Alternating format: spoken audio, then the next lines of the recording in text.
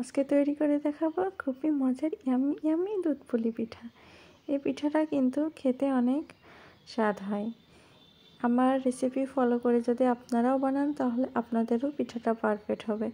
এখানে আমি কোরানো নারকেল নিয়েছি, এর ভিতর দিয়ে দিলাম এলাচ এবং ডালচিনি দিয়ে এখানে দিয়েছি আমি চিনি এবং একটু কালারের জন্য দিয়েছি গুড় দিয়ে খুব ভালোভাবে একটা পুর তৈরি করে নেব। হাতের সাহায্যে নেড়ে আমি দেখাচ্ছি পুরটা রেডি হয়ে গেছে। এবার এটা এক সাইডে রেখে এখানে কড়াই আমি পানি দিয়ে দেব, সামান্য লবণ। যখন পানিটা ফুটতে শুরু করবে তখন চালের গুঁড়া দিয়ে দিব।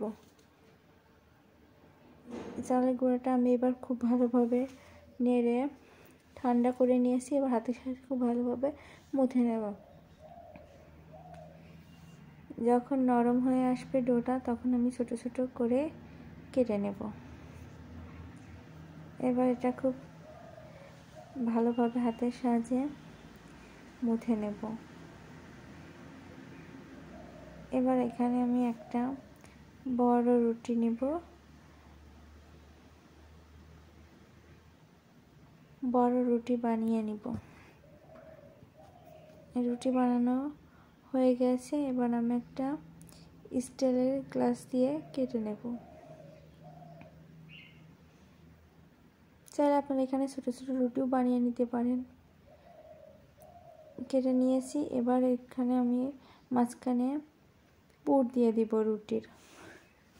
এখানে পুরটা অল্প দিলেই পিঠাটা ভালোভাবে ফাটবে না, আর পুরটা যদি বেশি হয়ে যায় তাহলে পিঠাটা ডিজাইন দেওয়ার পরে পিঠাটা ফেটে যাবে।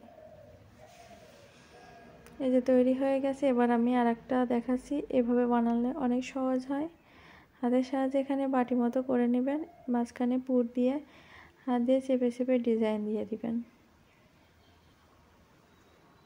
এই যে আমার সব কয়টা পিঠা বানানো হয়ে গেছে। এবার অন্য একটা সাইডে আমি এখানে দুধ নিয়ে নিব 1 কাপ। এরপর এখানে দিয়ে দিব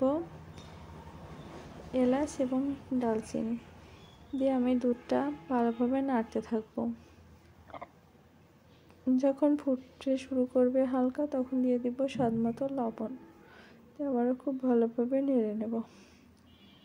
দুধটা ফুটতে শুরু করেছে, এখানে আমি দিয়ে দিব খেজুরের গুড়। চাইলে আপনারা চিনিটাও দিতে পারেন, আমি এখানে খেজুরের গুড়টাই দিয়েছি। এরপর আমি পিঠাগুলো ছেড়ে দেব। এবার মিডিয়াম আঁচে পিঠাগুলো আমি সিদ্ধ করে নেব। কিভাবে বুঝবেন যে পিঠাটা হয়ে গেছে? যখন পিঠাটা হয়ে যাবে পুরোপুরি তখন পিঠা উপরে ভেসে উঠবে।